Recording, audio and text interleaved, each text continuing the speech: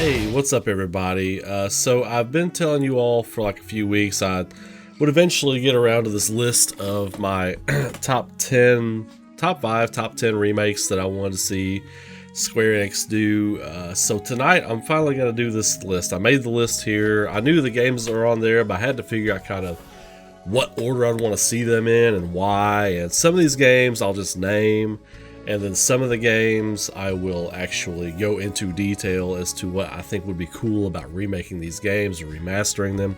So, but before I get into that, if you like the video, if you like my stuff, you dig it, throw a like on there. I appreciate it. Subscribe to the channel if you haven't already.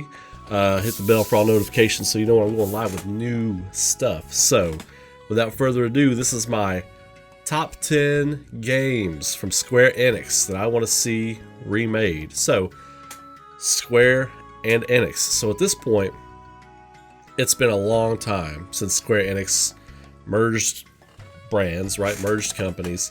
So Squaresoft and Enix Games, both of those companies before they were Square Enix, right?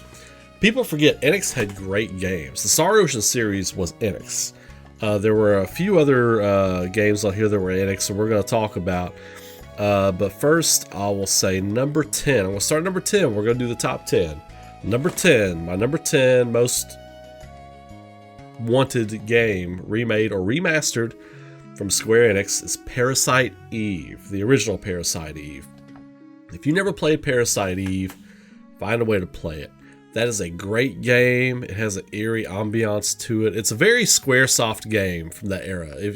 If you play it, you're going to know what I mean, right? And those of you who know Parasite Eve know what I'm talking about with the art presentation and all that kind of stuff, but it is really creepy. It is eerie. Parasite Eve is a very eerie game, and just the combat system in that game, for that alone, I would love to see them remake that game. Actually, as a matter of fact, I want to play that again soon.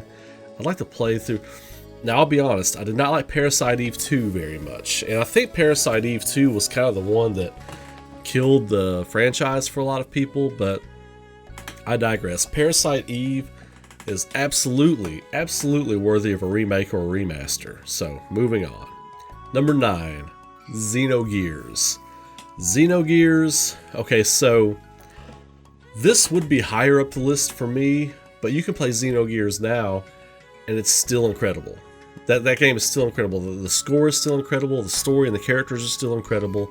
You can play Xenogears now and still have... Now, the graphics, of course, it hasn't aged well, right? It hasn't aged well. I think that game came out in Man, I want to say that game came out in 98 or 99. I can't recall. I want to say 98. I'm not for sure, but... The graphics, of course, haven't aged well. But the story, the characters, the music, the art... Everything in Xenogears is great. Love that game. So, and the battle system in that, and just for the score that you would get alone from a remaster or a remake on some of those tracks, would be absolutely worth getting that game remade. Number 8, Star Ocean Second Story. Now we're getting into Enix games. So Parasite Eve and Xenogears, Squaresoft, right? Star Ocean, Enix, all the way. Star Ocean Second Story, I think, is worthy of a remaster. Now, they did revisit the original Star Ocean with Star Ocean First Departure R, the PSP port remaster thing they did for PS4 last year. That is good. And the first Star Ocean, I'm actually playing through it again. I really enjoy it as much as I did the first time I played it years and years ago. It's really fun. Second Story might be just behind Till the End of Time for the best Star Ocean story they ever told in an Enix game. I think Star Ocean Second Story is worthy of a remake or a remaster, and I think that number 8 is a great spot for it. Now, number 7, Bushido Blade from Squaresoft. If you never played Bushido Blade, go play it. I love the fact that, you know, for a PS1 game, it did a lot right. As far as like a combat game, like it had one-hit kills, like it was like a real like sword battle, sword duel. You would get limbs injured, and you know it was a very polarizing game, especially when it came out, because people were used to playing stuff like Mortal Kombat and all that. Then Bushido Blade drops, and it's realistic. Like you could get hit in just the sweet spot, and you're dead. That game is hard, but that game is challenging. It is like one of the best sword dueling sims, if you want to call it that, out there. I love that game. The gameplay, having to master what little bit of buttons you had or combinations you had available on PS1. I think doing that on PS5 or Xbox Series X or even PC, I think doing a game like that now would be incredible. Absolutely incredible. Absolutely incredible. I would love to see them remake Bushido Blade. All right, now this is where it starts to get fun. So number 6 is a game developed by a company called Quintet, and it was, I believe it was the first, and was considered a trilogy of Quintet games, right? Released by Enix in the early 90s. The first one, Illusion of Gaia. Illusion of Gaia is an incredible RPG, JRPG. If you never played Illusion of Gaia, you owe it to yourself to find a copy of that game, whether you emulate it or you find a SNES copy of it. Like I've got my Illusion of Gaia back here on the shelf in the box, all that kind of good stuff. Find a copy and play it. It is incredible. For the type of RPG it is, it's not like a typical Squaresoft RPG. It is Enix. It's its own thing, developed by Quintet. The score is amazing. It was scored by Yasuhiro Kawasaki, and there is a legendary manga artist. His name, what was his name? Moto Hagio. He designed the characters, and there was a famous Japanese novelist who actually worked on the story. Yasuhiro Kawasaki's score is incredible, right? Illusion of Gaia is amazing. And at number 6, it absolutely deserves not a remaster, it deserves a remake. Illusion of Gaia, no remaster. That game deserves a remake. For the way it is and the way that game plays out, it's amazing. So, number 5. Now this is when I start having fun with it. This is an old one for me, right? This is another Enix title. This is another Enix title at number 5 called ActRaiser. If you all never played ActRaiser, you are missing out. ActRaiser is incredible. So the whole premise of ActRaiser is like you're this deity, right? And you're trying to help the Earth. So basically, it's SNES graphics at their finest, or whatever you want to call that. You know, at their most infamous or famous. It floats around like you're on this floating like heavenly island, and it floats around this world map, and you go and you free it from these demons or whatever. You fight it through it as a level or whatever, and once you free that stage, then you can start to populate it, and people can start to come back and live there or whatever. I love the fact, just as an artist, like it starts as like a statue. Lightning strikes the statue, and you awaken the statue, and the statue is your guy, your character, the god, and you fight through the level. Like, as an artist and as a storyteller, that is such a cool dynamic, and I would love to see that remade. Just the whole premise of the game. There's so much you could do with like an ActRaiser type game. You could, the battle system could be like a God of War, and you could have like the whole world building elements of it, keeping the statistics on your townspeople and stuff like that, making sure the world's flourishing. Endless possibilities. I could do like a 25-minute video on my ideas for an ActRaiser remake. No lies, I absolutely could do it. So, but this isn't the video for that. I'm just trying to get through this list for you all. Number 4. Okay, so this is, I believe this is the second in the Quintet trilogy for Enix. So, Illusion of Gaia is the first. Soulblazer is the second. Soulblazer is an incredible game, right? It has like the concept and the elements of the game are very like almost metaphysical, like having to go into, I believe you deep dive into people's dreams or their subconscious to free them, and there's all these different like types of battle. The battle system is great. It's almost like an action RPG, but the way you track your magic and stuff, you don't necessarily learn spells. You buy these rings, these magic rings, and that's how you use your spells. And once they're used up, you basically buy more or whatever. But it's a really cool way of the ring system is cool because you can kind of make your character whatever kind of battle mage you want them to be, right? And progressing through the story is incredible too, because it kind of does its own things, and the music, the score, the art, story, everything again is top notch. Everything in Soulblazer is top notch. Deserves a remake. So everything in the Quintet trilogy, and I'm going to get to my final one here in a second, those aren't remasters. Those all deserve to be remade. Absolutely. I know Square Enix. Square is the first name in the company. Enix is second. Enix has killer games in their backlog. Don't be fooled. Don't be fooled. Just because it wasn't a Squaresoft game does not mean it wasn't great. It is the Soulblazer trilogy, Quintet trilogy is god tier RPG, JRPGs at their finest, and you owe it to yourself to go out of your way to find a way to play them. Number 3. So some people are gonna be worried that this wasn't higher on my list, like a number 1 or a number 2. When we get to number 1, number 2, you'll understand why. Number 3 on my list for a full-fledged remake, no remaster, full-fledged remake, Final Fantasy VI.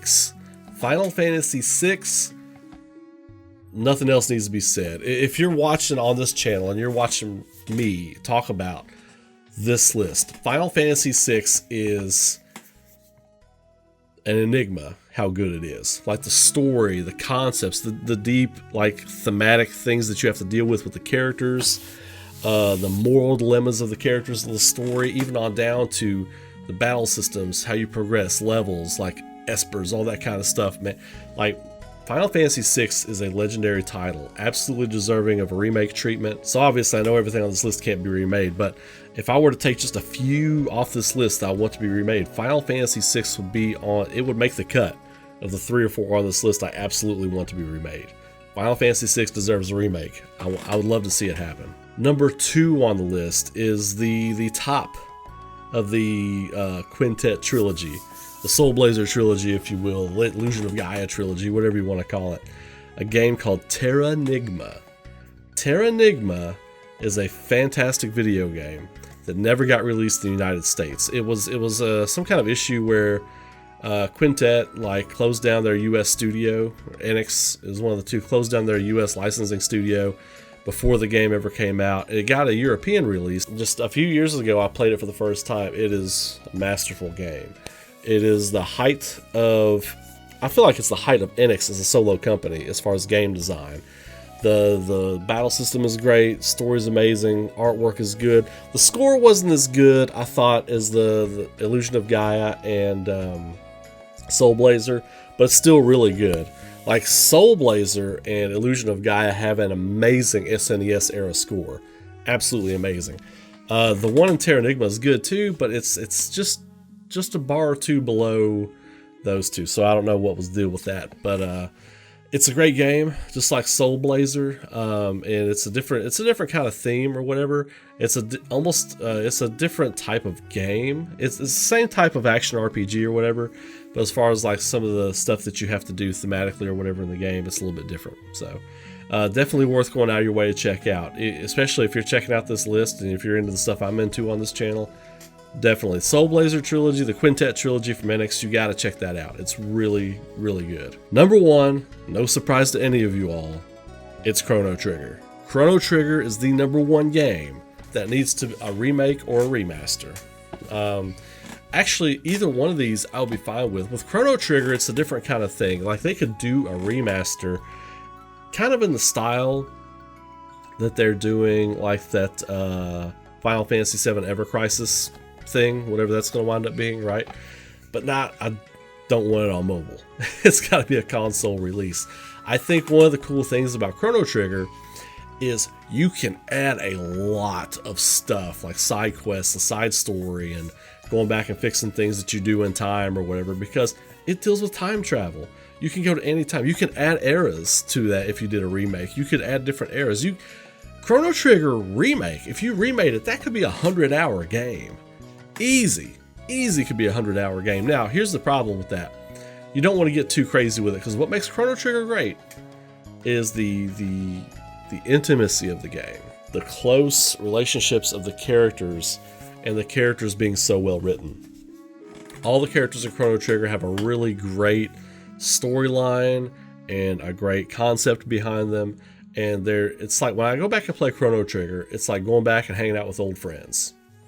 That's what Chrono Trigger is for me. Chrono Trigger is a very special place in my heart.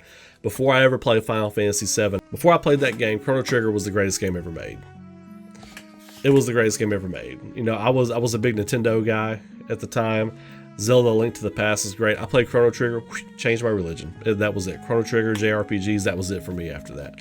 You got to be careful if you do something like Chrono Trigger, because it is such it's such a personal experience with the characters, because it is like real tight. It's a big grand story, right? But they do it in a way that is very intimate, right? It feels more small and compressed than the scope and the grandeur of it. But it is a big story with a big heart, and you have to nail that. So sometimes you make a really big game, you can't do that. If they remake Chrono Trigger, the first thing they have to do, their best team of writers have to be on it and have to analyze what it is that makes Chrono Trigger so special. It's the characters. It's not even the story. A lot of great stories, you have this great premise for a story and you can fill in characters and flesh out the characters. No. Chrono Trigger is good because you love the characters, and whatever they're doing, the story is great because it's those characters. You could watch many adventures with the Chrono and the gang, right? Now with Chrono Trigger, I'm gonna throw in Chrono Cross and Radical Dreamers. I would want them to make a Chrono series remake, call it Chrono. You can call it Chrono Break. You can call it whatever, because Chrono Break was the license they had forever. You could do Chrono Trigger, Radical Dreamers, Chrono Cross. Give us Radical Dreamers. Never got released in the US. That's a pretty famous story. Everybody knows that. I think it was a bridge Super Nintendo PS1 title. It was like a bridge between the two. I think it came out like 1996, maybe 95. But it was great. I've played through it. The story is good. It answers a lot of what's going on between Chrono Trigger and Chrono Cross, because Chrono Cross was done no favors because nobody ever got to play Radical Dreamers, right? And then they just released Chrono Cross. Chrono Cross is one of the greatest games ever made. People fight me on that. You can have your opinion on it. That's fine. And whatever you feel is whatever you feel. I feel like Chrono Cross is easily a top 10 video game ever made. Now, I'm partial to JRPGs, of course, on this channel, but I like all different kinds of games. But the level of characters and the level of writing and the complexity of everything and the crazy out there ideas and stuff that are in the game about life and death and right and wrong and morality and like destiny and depression and losing yourself. I mean, it's like that game covers so much stuff. It can be dizzying a little bit, but that game is absolutely phenomenal. So Chrono Trigger #1, and I would include a Chrono Cross and Radical Dreamers thing in there too. Like, make it a big pack. If you don't remake Chrono Cross and Radical Dreamers, remaster it. But Chrono Trigger absolutely deserves a remake.